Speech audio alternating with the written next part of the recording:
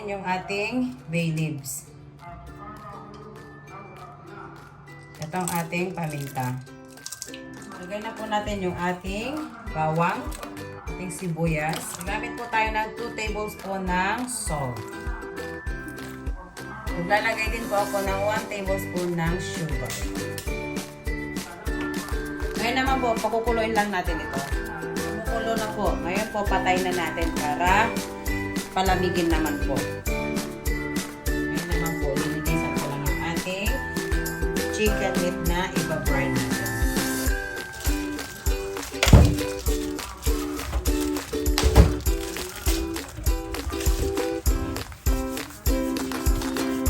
Ngayon naman po, isasali na natin yung ating, ilalagay na rin po natin yung ating karne.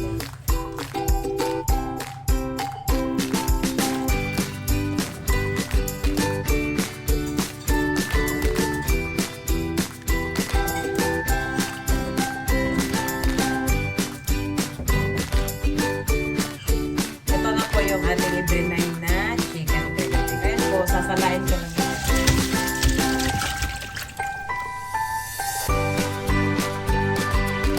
Ngayon naman po, para sa gagawin natin ito, magamit lang po ako ng all-purpose pork.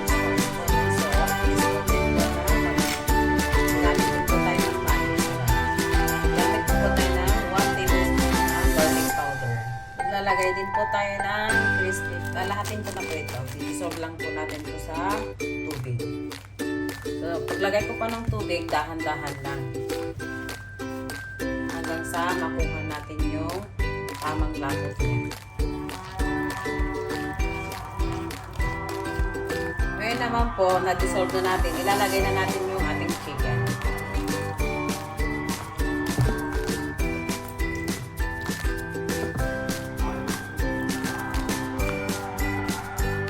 Ngayon naman po, halo-halo ng maigi.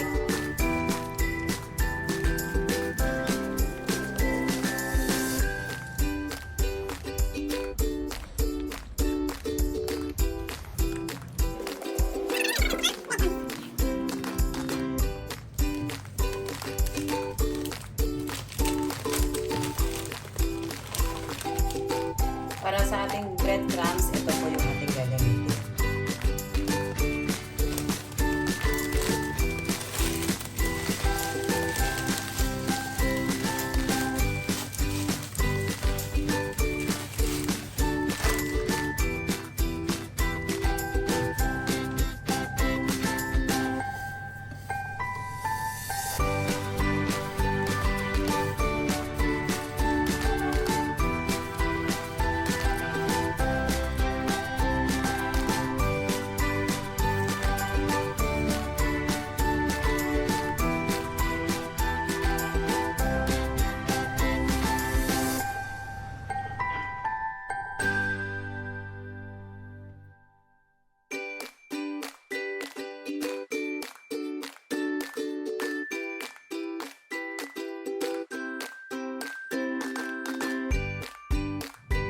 Ito na po lahat ang kabuuan ng ating chicken. Ngayon po, ang gagawin ko lang dito, ire-rest ko lang po siya sa freezer.